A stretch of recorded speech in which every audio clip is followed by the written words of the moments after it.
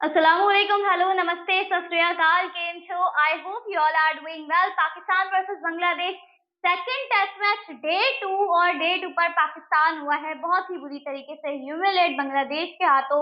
मेहदी हसन मिराज ने 5 आउट किए और पाकिस्तान क्रिकेट टीम क्लूलेस दिखाई दी बांग्लादेश के खिलाफ। फिर भी 274 इज अ गुड टोटल। अगर पाकिस्तान अच्छी बॉलिंग करता है, जो कि मुझे उम्मीद नहीं है कि करेगा, तो पाकिस्तान भी बांग्लादेश को ट्रबल कर सकता है। लेकिन सबसे बड़ी बात है कि बाबर आजम एक बार फिर से फ्लॉप हो गए और ये बहुत पुरानी कहानी हो गई है। हर वीडियो में आकर मैं यही बात बोल रही होती हूँ कि Babar Azam failed again, Babar Azam failed again, लेकिन बाबर आजम को कुछ समझ नहीं आ रहा। प्रॉपर सेल्फिश इनिंग आज बाबर आजम खेल के गए हैं। वो डरे हुए थे, खौफ में थे उनकी बैटिंग में। आप पूरी उनकी बैटिंग हाईलाइट्स निकाल कर देखें, ऐसा लग रहा था कोई डरा हुआ बैटर खेल रहा है जो सिर्फ रन स्कोर करना चाह रहा है क्योंकि उसके रन नहीं हो रहे। ऐसा ही लगा। पाकिस्तान की क्या अप्रोच है, कप्तान कैसे बैटिंग करके गए, इसका कोई होश बाबर आजम को नहीं था। इस वीडियो में इसी हवाले से बात करेंगे। आई होप चैनल सब्सक्राइब किया हुआ नहीं किया हुआ तो जल्दी से सब्सक्राइब कर लीजिए। यार देखो, अगर मैं बात करूँ ना पाकिस्तान की बैटिंग, अब्दुल्ला शफीक की जगह हुरैरा को खेलना चाहिए था, आपने चांस नहीं दिया अब्दुल्ला पर और आप रिलाई कर रहे हो। चलो ठीक है, कोई बात नहीं, आउट हो गया वो।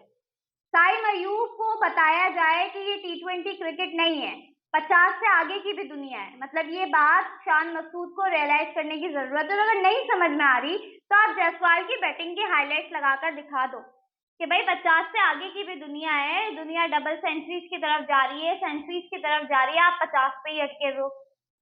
He is showing good intent, लेकिन वो 50 से आगे बढ़ना है ना, हर वक्त 50, हर वक्त वो वाली कहानी नहीं चलनी। ये बात साइम को रियलाइज करने की जरूरत है। Hopefully he will realise about that.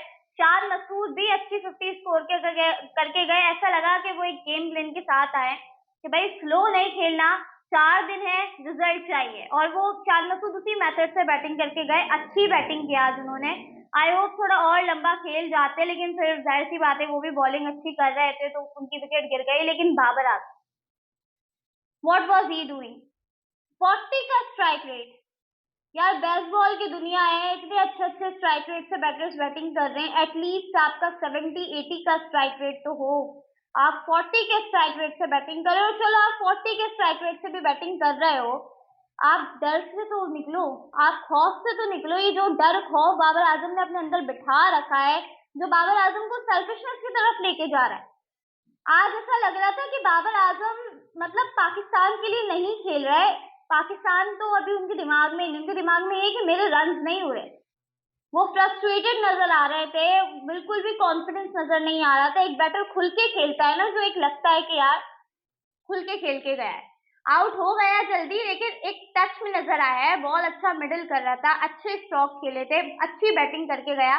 Batter की चीजें हम ये देखते हैं ना कि भाई कितना ज्यादा कॉन्फिडेंस के साथ शॉट सेट कर रहा था, स्ट्रोक प्ले कैसा था, किस तरह से बॉल जो है वो मिडिल कर रहा था, नहीं कर रहा था। ये सारी चीजें हम एक बैटर में देखते हैं, वो सारी चीजें बाबर आजम में मिसिंग दिखाई दी।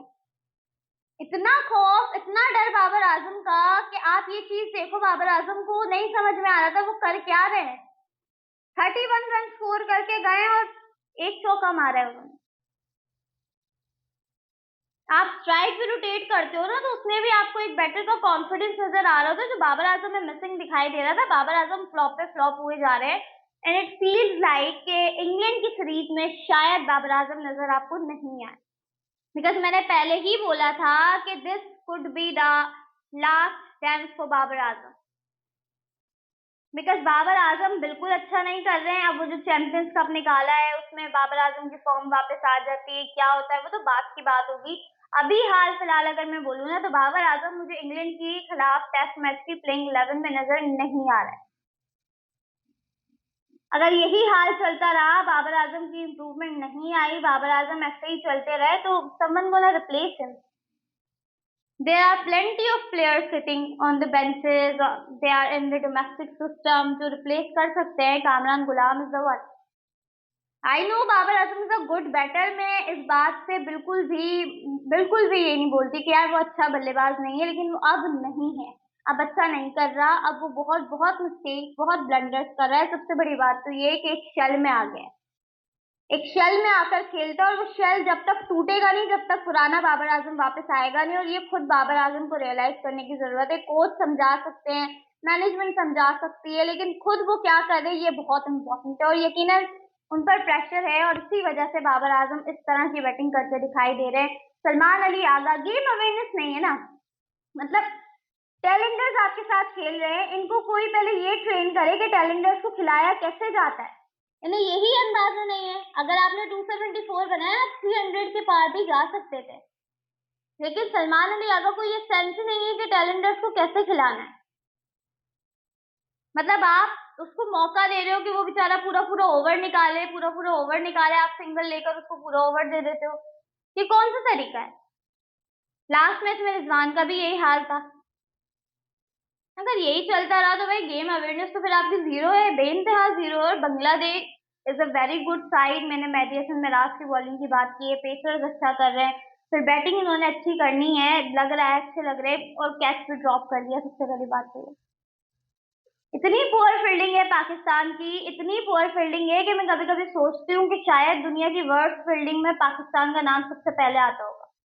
या सिंपल कैचेस नहीं पकड़े जाते इनसे, कोई कॉम्प्लिकेटेड कैचेस नहीं होते हैं। आप पाकिस्तान का वो जो अभी हुआ है, जो मीर हमजा के ओवर में कैच वो निकाल कर देख लो, साउथ से जो मिस हुआ है, that was an easy catch. कोई ऐसी कोई बहुत ज्यादा रॉकेट साइंस नहीं थी उसको पकड़ने के लिए, और वो भी ड्रॉप कर दिया। एक बॉलर ने आपको चांस क्रिएट करके दिया है, आप ट्रबल क्रिएट करने वाले हो, आप कैच ड्रॉप कर देते हो, सारा मोमेंटम टूट जाता है। बांग्लादेश ने भी कैचेस ड्रॉप किए, वरना पाकिस्तान 200 के अंडर फारिग हो जाता।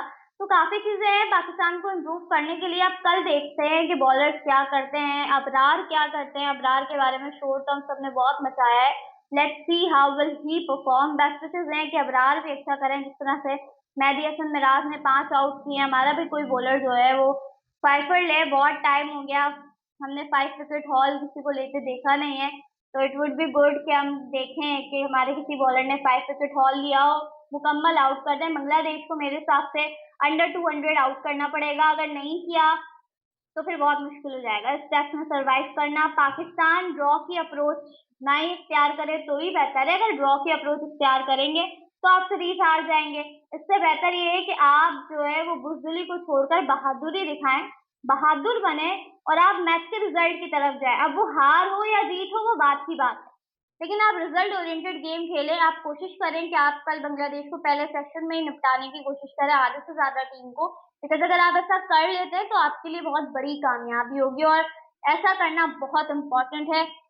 बहरहाल आज बहुत सारे फ्लॉप हुए हैं प्लेयर्स हमारे, और उस तरह की परफॉर्मेंस नहीं आई जिस तरह की हमने एक्सपेक्ट की थी। लेकिन सबसे बड़ा नाम बाबर आजम, जो मुसलसल फ्लॉप होते जा रहे हैं, उनकी परफॉर्मेंस के बारे में आप सबकी क्या राय है नीचे लाजमी कमेंट करके बताइएगा। जो मैंने पॉइंट्स हाईलाइट किए हैं कि जिस तरह आज वो खेले हैं डर डर के, उसके बारे में आपका क्या ओपिनियन है। इंशाल्लाह अगली वीडियो में मुलाकात होगी, तब तक के लिए अल्लाह।